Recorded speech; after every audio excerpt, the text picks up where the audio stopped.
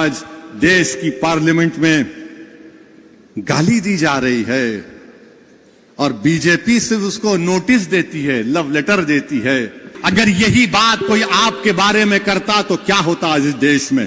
खामोशी इसलिए है क्योंकि गाली मुसलमान को दी जा रही है। एक दिन आएगा जब भारत की पार्लियामेंट में किसी मुसलमान का मॉब लिंचिंग हो जाएगा।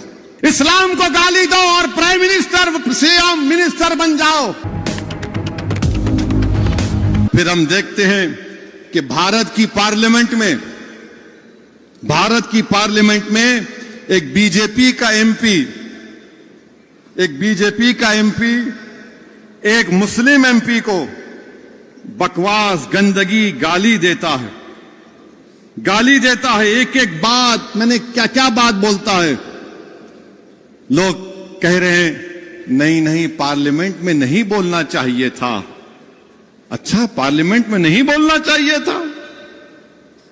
बोले कि नहीं उसकी जबान खराब थी। अच्छा, जबान खराब थी? अरे ये तो अवाम का नुमाइंदा है ना, तुमने इसको वोट डाला। जब अवाम इतने लोगों को मार रही है, जुनैद नसीर को जला रही है, नूह में घरों को 300-350 घरों को बगैर कानून के ड्यू प्रोसेस को फॉलो किए घरों को तोड़ दिए, धर्म संसद में गालियां दी जाती हैं मुसलमानों को, रेप की धमकियां दी जाती हैं, तो ये तो तुम्हारा नुमाइंदा है। उसने गालियां दी, अच्छी जबान इस्तेमाल नहीं की। उस बीजेपी के एमपी ने, अरे वो तो गोडसे की बात कर रहा था, वो नाकाबिल कबूल है। हम तो रोज सुन रहे हैं ना इनको गाली। मैं जानता हूं, मेरी उम्र 8-9 साल या 10 साल की थी। हमारा घर हैदरगुड़े में था, पुराना घर।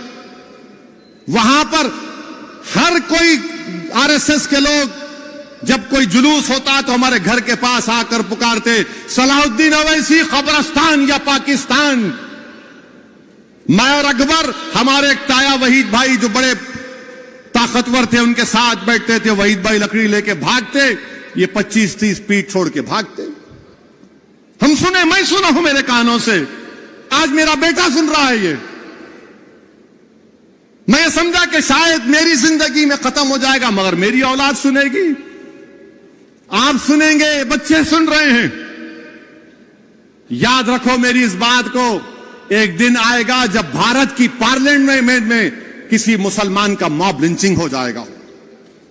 वो दिन दूर नहीं है, वो दिन दूर नहीं है। क्योंकि हिटलर की जब हुकूमत थी तो हिटलर की हुकूमत में लिखा जाता था, यहूदियों से बच के रहो, ये जर्मनी के लिए खतरा है। आज यहूदी लफ्ज को निकाल दो, मुसलमान लिख दो उस पर। हमारे देश के वजीर आजम, कहां गया आपका सबका साथ, सबका विकास, सबका विश्वास? अरे नरेंद्र मोदी जी, जो आपके एमपी ने मुसलमानों के बारे में जो बकवास बकी है, मेरी आपसे गुजारिश है कि उसका चैलेंज करके आप अरब ममालिक के अपने हुक्मरानों को भिजा दो, या हबीबी इस तरह का हम इससे सलूक करते देखो मुसलमानों से, बुझाओ। क्या नरेंद्र मोदी अपने एमपी की स्पीच का अरबी में ट्रांसलेट करके मोहम्मद बिन सुल्तान, मोहम्मद बिन जैद को भिजाएंगे? आप भिजाएंगे उनको? बताओ देश के वजीर आजम।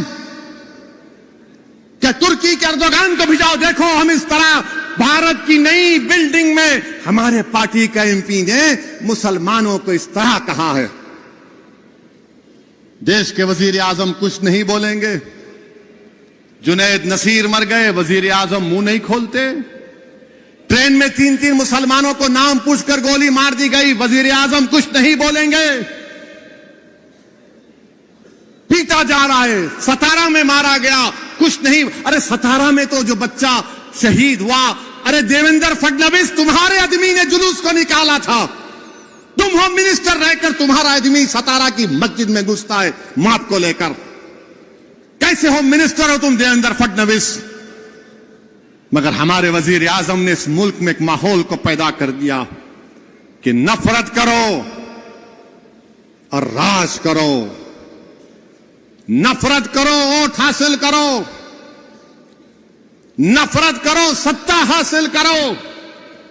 इस्लाम को गाली दो, जीत जाओ इलेक्शन। इस्लाम को गाली दो और प्राइम मिनिस्टर, सीएम, मिनिस्टर बन जाओ। मुसलमानों को पीटो और इख्तिदार पर आ जाओ। अरे कब तक चलेगा नफरत? ये याद रखो, ये नफरत खत्म अगर नहीं हुआ, ये जो आग लगा रहे नफरत की आग, याद रखो ये नफरत की आग में सब आ जाएंगे। हम मरने से कभी नहीं डरे, ना कभी डरेंगे इंशाअल्लाह ताला। हम अल्लाह के नाम पर जीते और अल्लाह के नाम पर मरने वालों का नाम मुसलमान है। मगर इस मुल्क का क्या होगा? इस देश का क्या होगा जिसको हमने अपने खून पसीने से सींचा, जिसको अल्लामा फजल खैराबादी ने अपनी कुर्बानियों से आजाद किया? इस मुल्क को आजाद कराने के लिए हमारे उलमाए कराम ने जिहाद का फतवा दिया। मौलवी अलाउद्दीन, मौलवी इस्माइल काला पानी की सजा काटे, मगर आज देश की पार्लियामेंट में गाली दी जा रही है और बीजेपी सिर्फ उसको नोटिस देती है, लव लेटर देती है।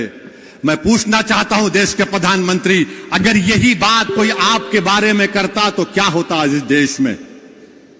बोलो वजीर आजम, अगर कोई ये अनाप शनाप गंदगी आपके बारे में कोई बोल देता तो क्या करते आप? आपकी पार्टी के लोग बन मनाते, बोलने वाले के घर को जला देते। खामोशी इसलिए है क्योंकि गाली मुसलमान को दी जा रही है। सन्नाटा इसलिए है क्योंकि मुसलमान मर रहा है। याद रखो, ये देश के लिए ठीक। स्टूडेंट्स के लिए एस्पायर लाया है सुनहरा मौका। कंप्लीट स्पोकन इंग्लिश कोर्स सिर्फ 4000 रुपये में, लाइफ टाइम मेंबरशिप के साथ। देर किस बात की, आइए इंग्लिश सीखे और अपना उज्जवल भविष्य बनाएं।